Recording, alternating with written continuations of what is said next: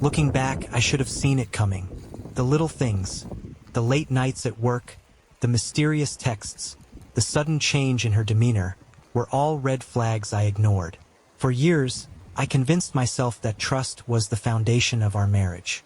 But trust doesn't survive betrayal. It all started 6 months ago when she got her big promotion. My wife, Emma, had always been ambitious, the type to climb the corporate ladder with ease. I admired that about her, until it became something else. Something darker. The late-night meetings were the first clue. "I'll be home late tonight," she said one Friday evening, brushing past me with her laptop in hand. Big project. Could be a long one. At first, I didn't question it. She'd worked hard to reach this point in her career, but the late nights piled up.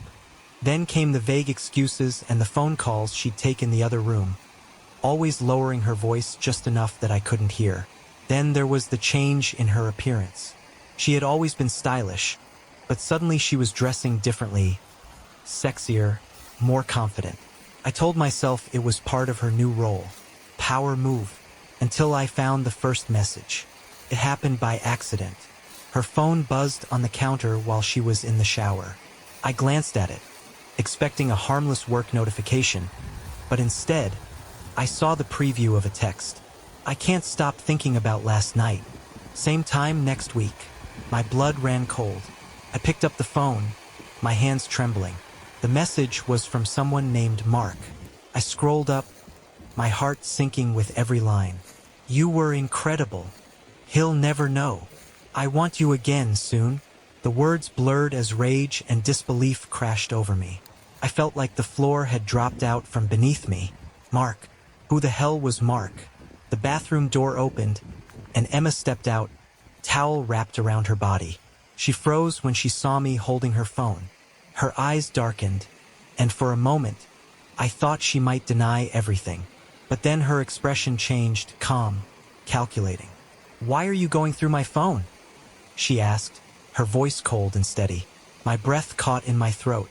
She wasn't even trying to lie. "I think the real question is, who's Mark?" I shot back, tossing the phone onto the counter. Emma stared at me, her face unreadable. "It's not what you think," she said slowly. "He's just a friend from work. We've been working closely on the new project, and sometimes we get carried away joking around." I laughed bitterly. Joking around? I can't stop thinking about last night. Sounds like more than a joke. For a moment, the mask slipped. A flicker of something. Fear, guilt, or maybe just irritation flashed in her eyes. "I was going to tell you," she said finally. "We got too close. It was a mistake." My chest tightened. A mistake. She said it so casually, like it was nothing more than a poorly worded email. I shook my head, struggling to contain the storm of emotions inside me. "How long?" Emma hesitated, then sighed. "A few months." The room spun around me. "Months? Who else knows?" I asked, my voice barely above a whisper. She looked away. "No one. It's over. Okay? It won't happen again." But I knew better. For the next few days, I kept my distance. I needed time to think, to process everything. Emma acted like nothing had happened, like our confrontation had hit the reset button and wiped her slate clean. But I wasn't ready to move on. Something didn't add up. One night, I stayed up late, scrolling through old texts and emails, trying to piece together the timeline of her betrayal. That's when I discovered Daniel. At first, it seemed harmless, meeting reminders, casual work banter. But then the tone changed. "You always know how to make me smile.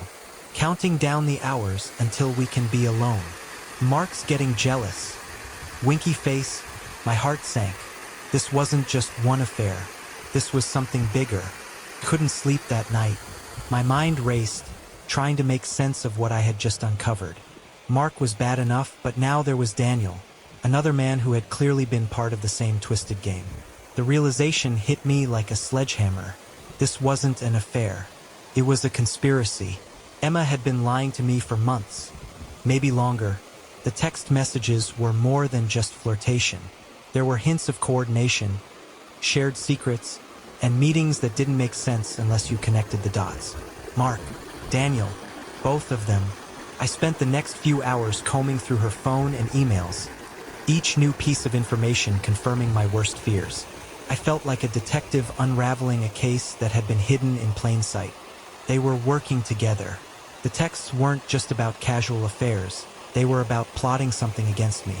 The first clue came from a message Daniel had sent a few weeks ago.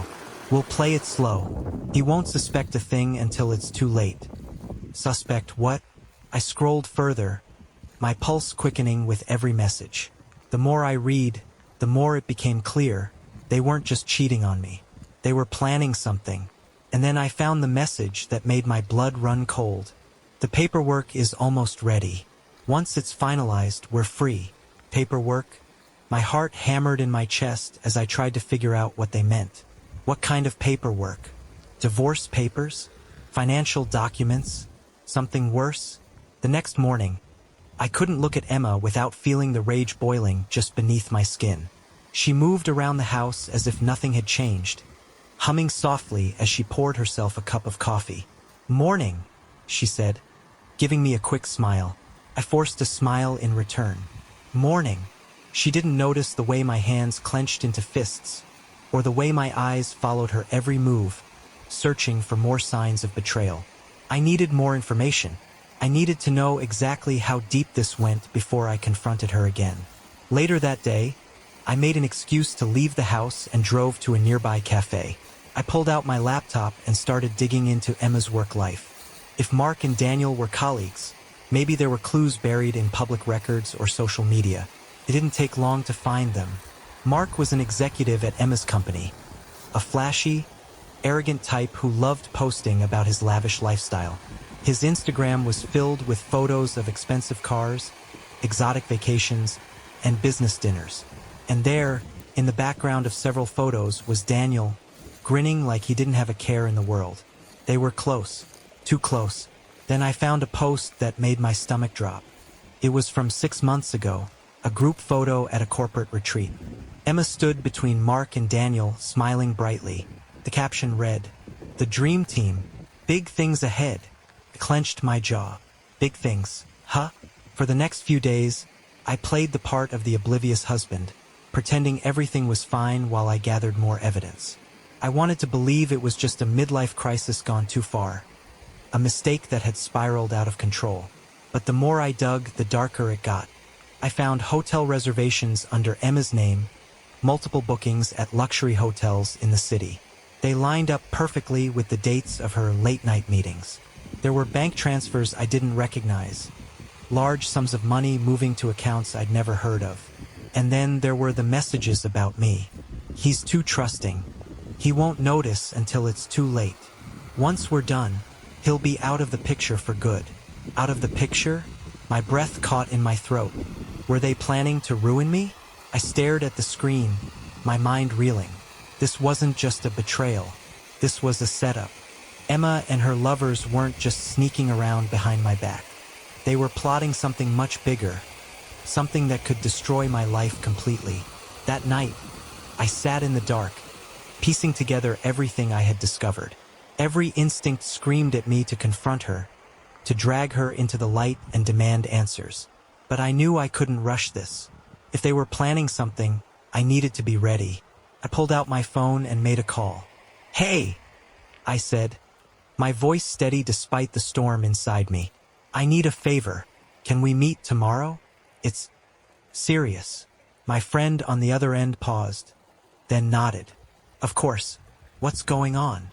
"I'll explain everything," I said, "but I need to make sure no one sees us."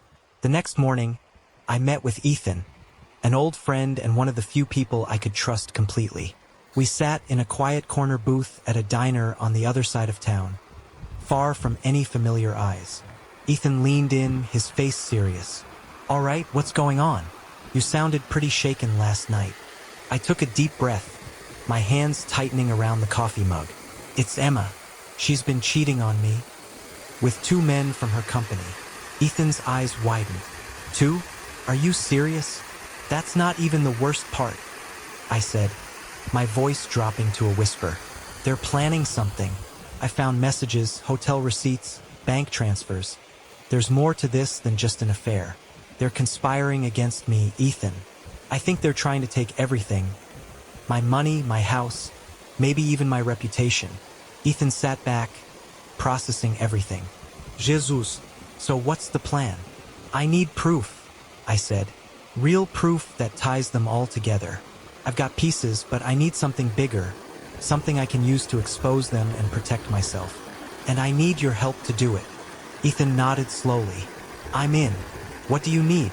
Over the next few days, Ethan and I worked in secret.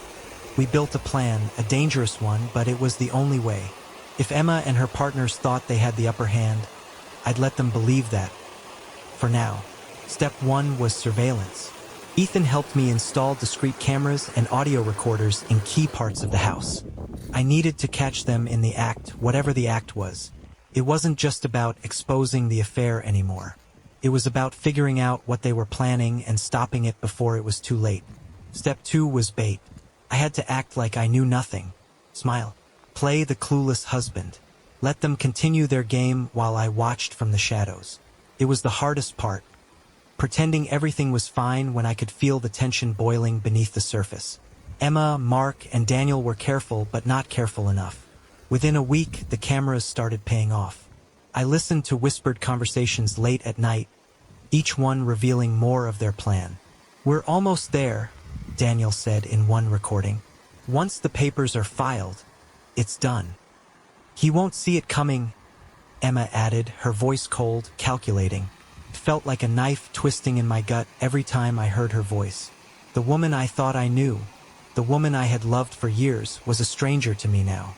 But the worst was yet to come. One night, as I listened to the latest recording, I heard something that made my blood turn to ice.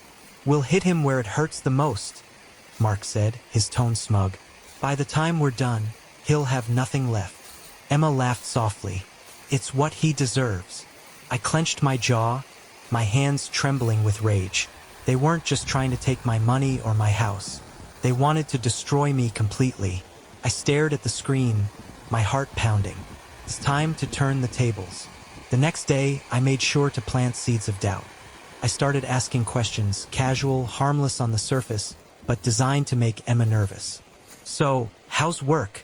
I asked over dinner, watching her closely. You've been spending a lot of time with Mark and Daniel lately. Her fork paused midair for a fraction of a second before she smiled. Oh, just a few big projects. Nothing exciting. I nodded, pretending to believe her. Must be nice to have such close colleagues. You three seem pretty tight. Her eyes flicked toward me, trying to gauge if there was any hidden meaning behind my words. It's all professional, she said quickly. Nothing more than that. I smiled, hiding the storm of anger inside me. Not for long. That night I called Ethan. We're ready, I said. I've got enough to confront her, but I want to push them further. I need them to slip up, to show their hand completely. Ethan was quiet for a moment. You sure about this? It's risky. I don't have a choice, I said. They've already made their move. Now it's my turn. The tension in the house was suffocating.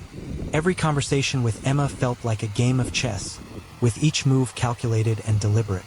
I could see her growing suspicious, small hesitations, flickers of doubt in her eyes. She knew something was off, but she didn't know how close I was to unraveling everything. That evening, I invited Emma to sit down for dinner. I wanted her calm, comfortable, unaware that this was the beginning of the end. I was thinking we should take a weekend trip, I said, swirling my wine. It's been a while since we got away, just the two of us. Emma's eyes flickered with surprise, and then a soft smile spread across her lips. That sounds nice, she said, though I could see her mind racing. She didn't expect me to be so casual. Perfect. Yeah, I continued. We can unwind, catch up. We've both been so busy lately. She nodded, taking a sip of her wine. You're right. We need that. Check. Later that night, I checked the recording device in the living room. I had deliberately left Emma alone after dinner, knowing she would reach out to her partners. The recording confirmed my suspicions. He's acting strange, Emma said. I could hear her pacing. He brought up a weekend trip out of nowhere. I think he knows something. Mark's voice crackled through the speaker. Relax. If he knew, he wouldn't be this calm. Stick to the plan. We're almost there. Stick to the plan. I leaned back in my chair, my blood boiling. They were still moving forward. The next day, I decided it was time to push things further. I needed them to get careless, to slip up. I went through Emma's phone again while she was in the shower. This time, I wasn't just looking for confirmation, I was looking for the smoking gun. And then I found it. An email draft, unsent but saved in her account. It was addressed to a lawyer. The subject line read, "Final steps. Once the transfer is complete, I'll have full control. He won't contest it. He won't even see it coming." My breath caught. Full control of what? I scrolled down, my stomach churning as the pieces fell into place. They were planning to drain our joint accounts and transfer assets into her name. Everything from the house to investments I hadn't touched in years. They were going to leave me with nothing. The rage I had been holding back erupted. My vision blurred as I slammed my fist on the desk. They weren't just betraying me. They were trying to ruin me completely. I grabbed my phone and called Ethan. "It's time," I said, my voice shaking with fury. "We're pulling the trigger." The plan was simple. Catch them in the act, record everything, and confront them when they couldn't deny it. That Friday, I told Emma I had to leave town for work, giving her the perfect opportunity to meet with Mark and Daniel. I knew she'd jump at the chance, thinking I was out of the picture for a few days. I wasn't going anywhere. Ethan and I parked a block away from the house, waiting in silence. I watched the front door through a pair of binoculars, my pulse racing as I imagined what was happening inside. Then, just as expected, Mark's car pulled into the driveway. A few minutes later, Daniel arrived. Game over. Ethan stayed outside, ready to call the police if things got out of hand. I slipped through the back door, moving quietly through the house. Voices drifted from the living room, low and conspiratorial. "Finalizing everything tomorrow," Mark was saying. "By next week, it'll all be transferred." Daniel laughed. "He'll be out on the street, wondering what the hell happened." I stepped into the doorway, my heart pounding. "Is that so?" I said, my voice cold and steady. The room fell silent. Emma spun around, her face draining of color. Mark and Daniel exchanged panicked glances. "Looks like I'm not out of town after all," I said, crossing my arms. "And it sounds like I just walked into something very interesting." Emma opened her mouth to speak, but no words came out. "Go ahead," I said, raising my phone and tapping the record button. "Explain everything." I'm listening. The silence in the room was deafening. Emma's eyes darted between me and my phone, her face pale. Mark shifted uneasily, his smug confidence draining away in real time. Daniel, however, narrowed his eyes, his body tense, like a cornered animal. "Care to explain?" I said, holding up my phone. The recording was still running, its red light blinking, a silent witness to everything they were about to say. Emma took a step toward me, forcing a nervous smile.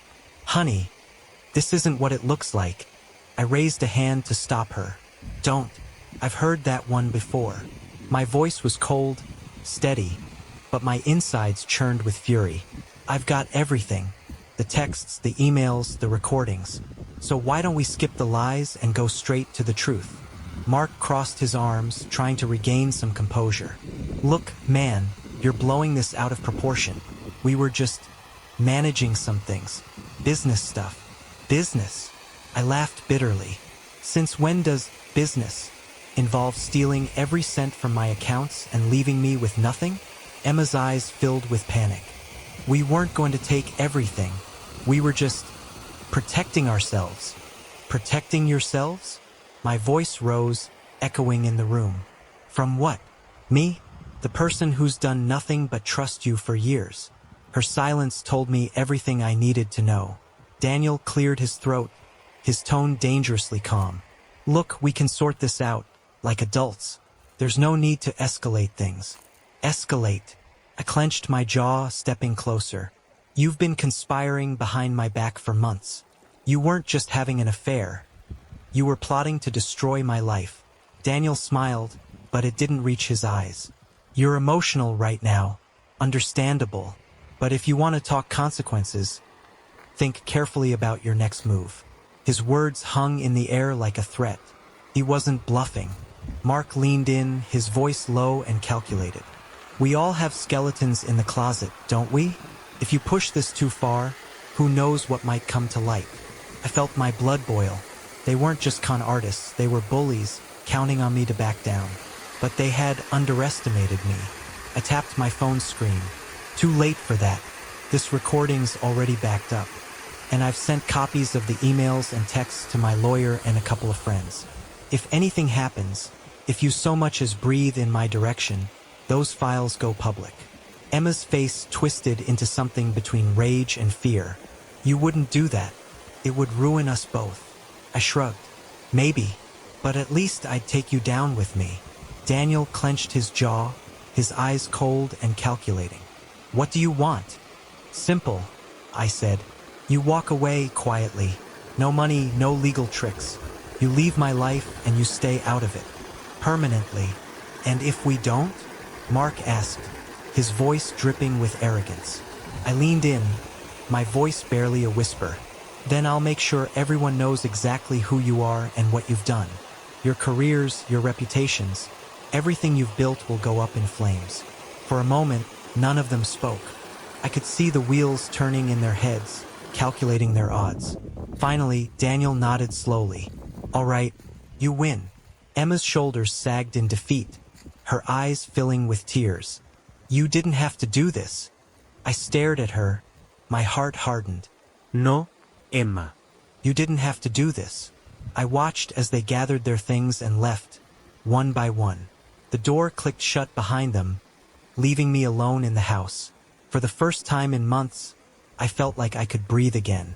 The house felt eerily quiet after they left, the air thick with the weight of what had just happened. I stood there for a moment, staring at the door, my mind racing. I should have felt relieved. It was over, wasn't it? I had confronted them, forced them out of my life, and exposed their twisted plan. But the silence didn't feel like victory. It felt like the calm before the next storm. They wouldn't stay gone. I poured myself a drink, my hands trembling as I tried to process everything. Memories flashed through my mind. The lies, the manipulation, the way Emma had looked at me with cold detachment as she plotted with Mark and Daniel to ruin me. The woman I thought I knew was gone. In her place was someone cold, calculating, and ruthless. I downed the drink in one gulp, the burn in my throat doing little to dull the pain. The next day, reality started to settle in. I met with my lawyer, handing over all the evidence I'd collected, just in case. You did the right thing, he said, flipping through the files. But be careful. People like them don't just walk away quietly. I know, I said. That's why I need to be ready for whatever they try next. He nodded. We'll keep everything on file. If they make another move, we'll hit them hard. For the next few weeks, I watched my back, waiting for the retaliation I knew was coming. Emma sent a few texts, starting with apologies and morphing into veiled threats when I didn't respond. We can still fix this, one message read. You're making a mistake, said another. When that didn't work, the tone changed again. You think you've won? You have no idea what you're up against. I blocked her number after that. But blocking her didn't stop the paranoia from creeping in.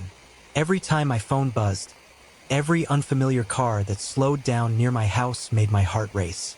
I felt like I was living under siege, waiting for the other shoe to drop. Then, one night, the other shoe did drop. It was nearly midnight when I heard a noise outside.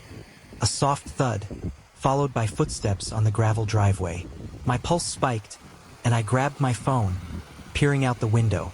A figure stood near the front gate, barely visible in the dim light. I clenched my jaw and opened the door, stepping out into the cold night air. Who's there? The figure didn't move. My eyes adjusted to the darkness, and I recognized him immediately. Mark, what the hell are you doing here? I said, my voice steady despite the adrenaline flooding my veins. He took a step closer, his hands in his pockets, a smug smile playing on his lips. "We need to talk." "There's nothing to talk about," I said. "You lost. It's over." Mark chuckled softly. "You think it's that easy? You think you can just push us out and walk away clean? No, my friend.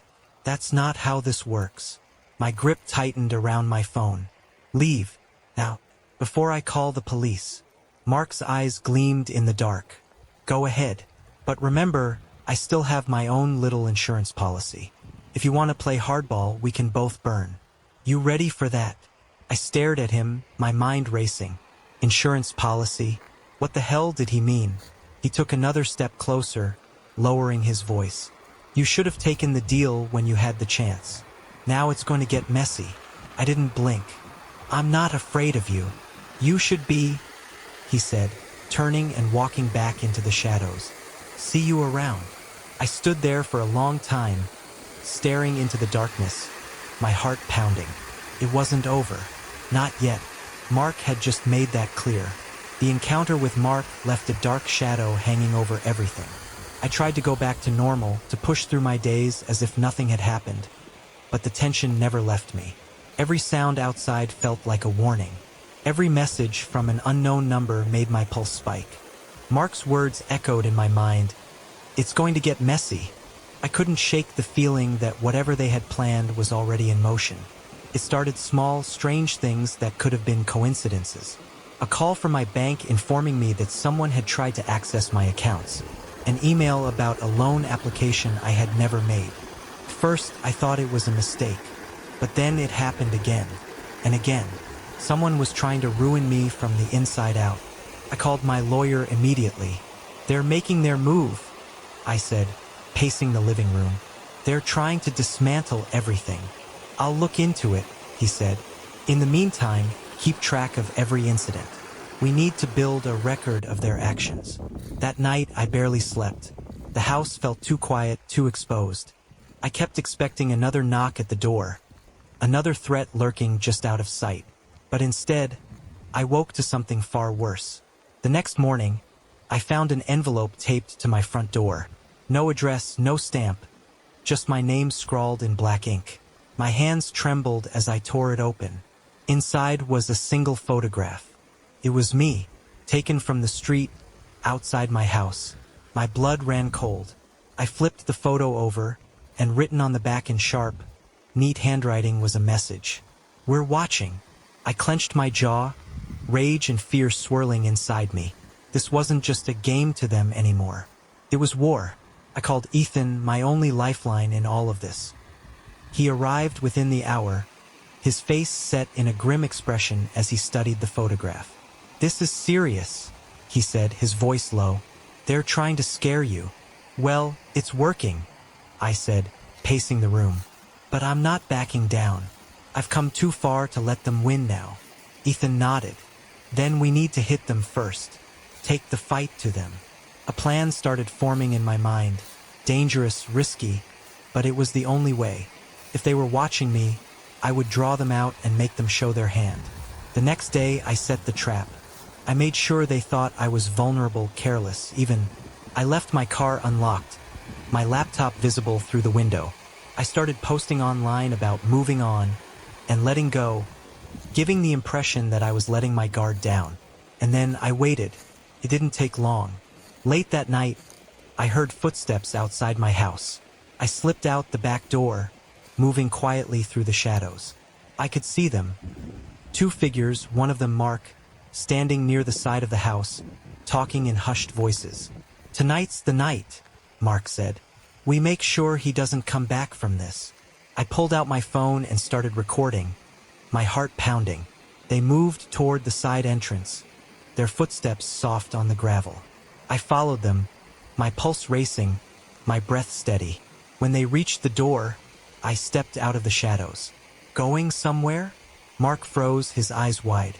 Daniel spun around, his face a mask of shock. "You've got to be kidding me," Mark said, his voice dripping with frustration. "How are you always one step ahead?" I raised my phone. "I've got everything this time. Every word, every move. It's all recorded. You're done. Daniel cursed under his breath, his hands clenching into fists.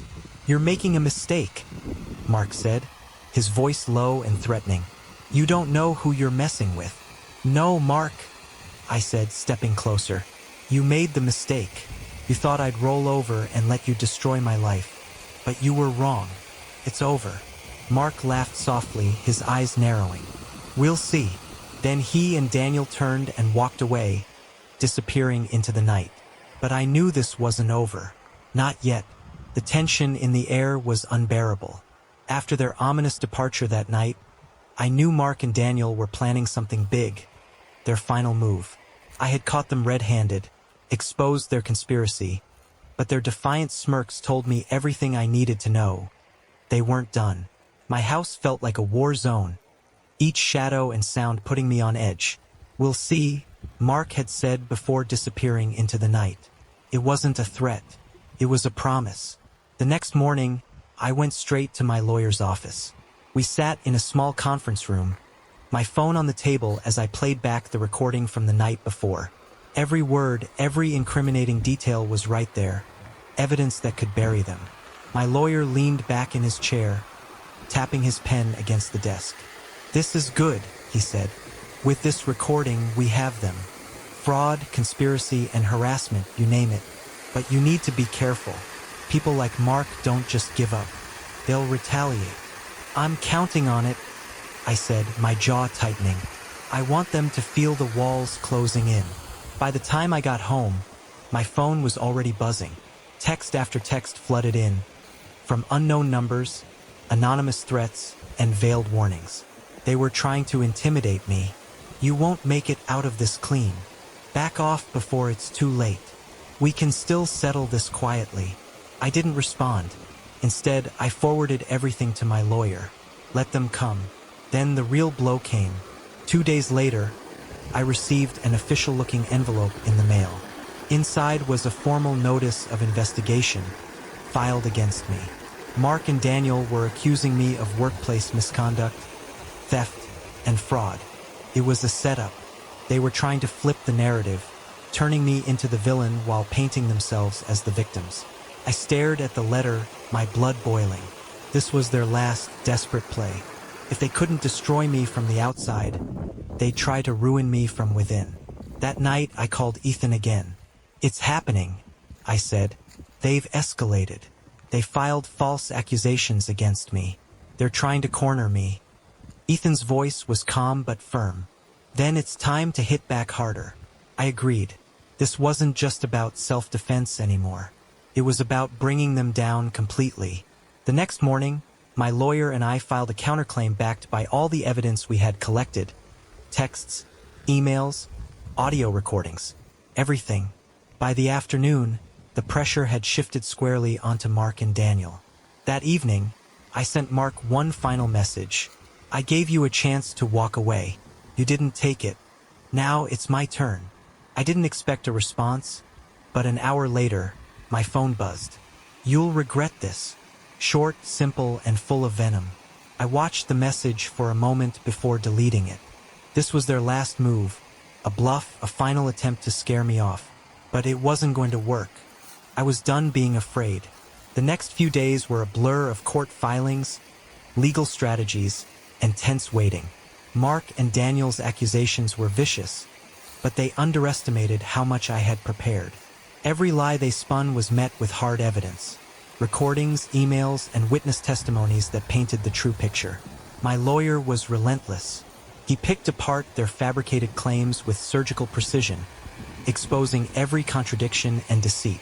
"They're crumbling," he said one afternoon, a satisfied smile crossing his face. "Their case won't hold up much longer." But I didn't celebrate yet. Not until it was over. The turning point came during a deposition. Mark sat across the table, his smirk noticeably absent as my lawyer played the recording I had taken that night, the one where they outlined their plan to strip me of everything. The room fell silent. Mark's lawyer shifted uncomfortably, whispering something into his ear. Mark's face flushed red, his eyes darting toward me. He knew it was over. Daniel, seated next to him, leaned back in his chair, his confidence evaporating. "We're done here," their lawyer said, snapping his briefcase shut. "Expect a settlement offer soon." I walked out of that meeting with a sense of clarity I hadn't felt in months. For the first time, I was in control. 2 days later, the offer arrived. A full withdrawal of their false claims, a written apology, and an agreement to never contact me again. I stared at the document for a long moment before signing it. It wasn't the revenge I had fantasized about, but it was the closure I needed. Emma didn't reach out. I hadn't expected her to. I heard through mutual acquaintances that she left the company shortly after the settlement. Mark and Daniel weren't as lucky. Word of their behavior spread quickly, and they were forced out of their positions. Their reputations were in tatters. Poetic justice. A few weeks later, I sat on the back porch, watching the sunset with a cold drink in my hand. The storm was finally over. I had survived, but survival came with a cost. Trust was a fragile thing, and it would be a long time before I let anyone that close again. Still, I felt lighter, like I had finally let go of the weight I'd been carrying for so long. As the last rays of sunlight faded, my phone buzzed. A message from Ethan. "We did it. Time to move on." I smiled, typing back, "Damn right we did. It was over." And for the first time in a long time, I felt free.